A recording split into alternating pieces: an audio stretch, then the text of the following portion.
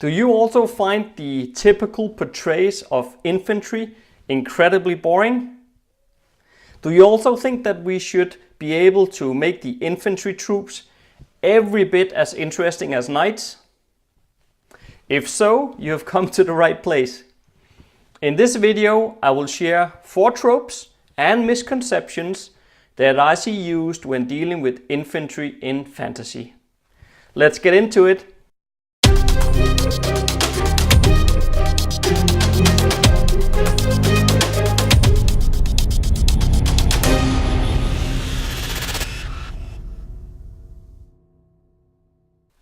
Hi guys, my name is Jesper and welcome to the Fane of Fantasy. This channel is all about giving you inspiration to master your craft and create fantasy that will truly immerse your audience.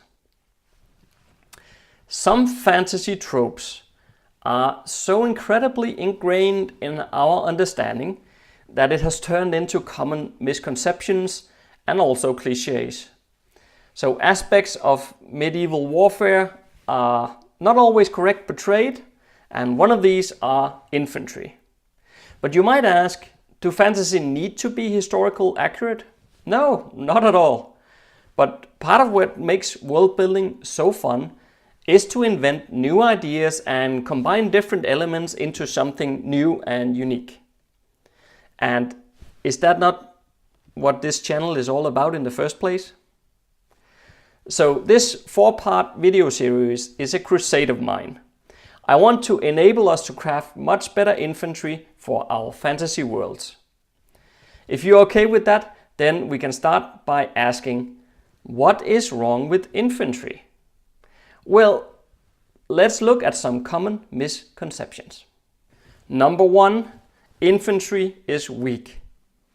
Let's look to armored knights for a second. The image of the mounted knight have become a popular one, but in reality they were far less useful against a trained foreign infantry than one might think.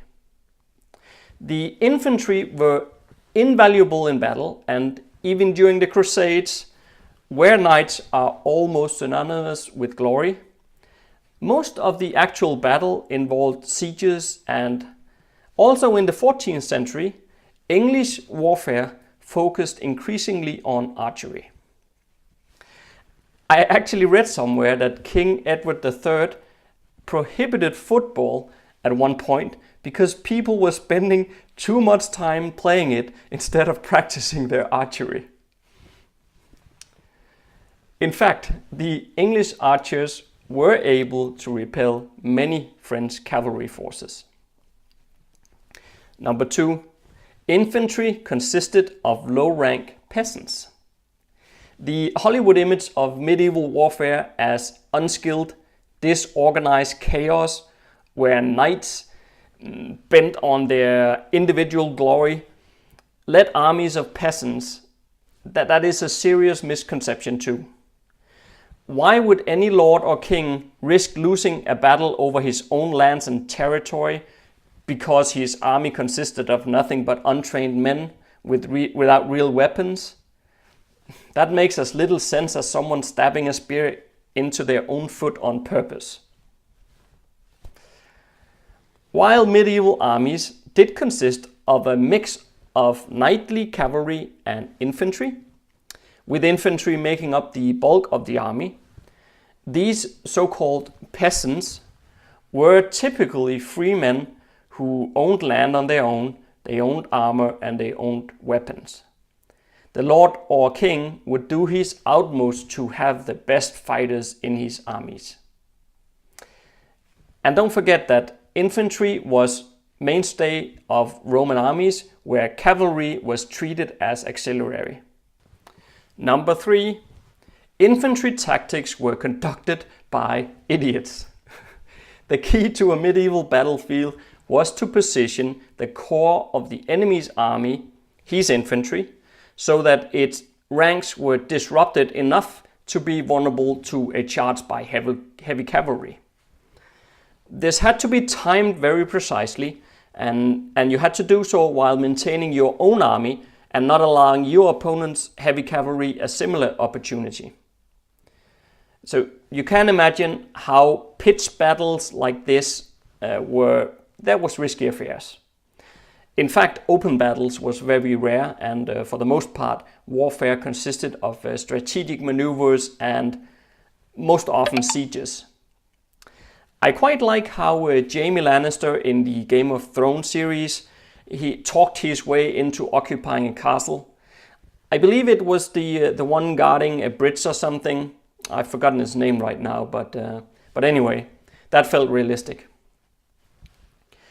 It did come to blows sometimes, though, and some quite neat tactics were developed.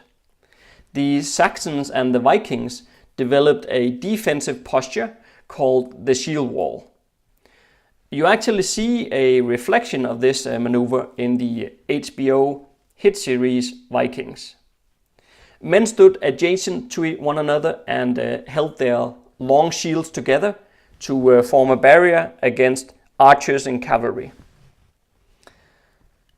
I think it would be pretty cool if you could share some other infantry tactics that was very effective in the Middle Ages in the comment section below.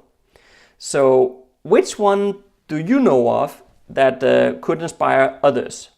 So we can generate a whole list of awesome tactics which we can use for inspiration. So plug your thoughts in the comment section below. Number 4, infantry consisted mostly of swordsmen. In fact, spearmen were more common than swordsmen. And the reason is twofold: tactics and cost. Spearmen are much more effective in a formation than swordsmen are. They can attack while maintaining formation, since the length of the weapon allows for it, and they do well against cavalry at the same time.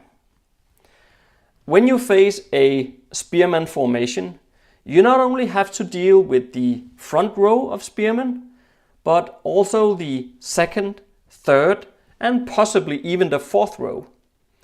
This is not possible when with a formation of swordsmen, who are effectively limited to a first row offense.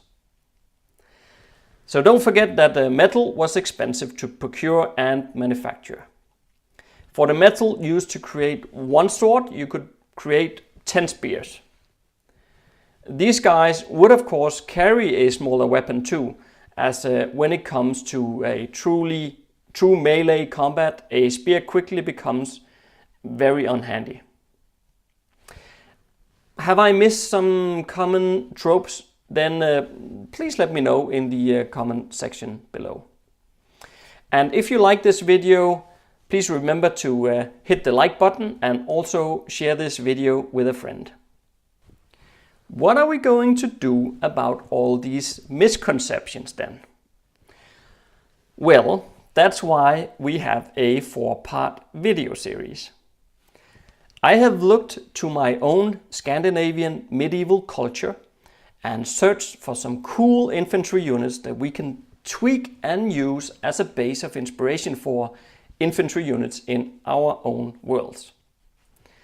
I will release a new video every Monday over the course of the next month, and hopefully when we get to the end of that, we can put all boring infantry units to rest and have some very cool ones roaming our battlefields instead.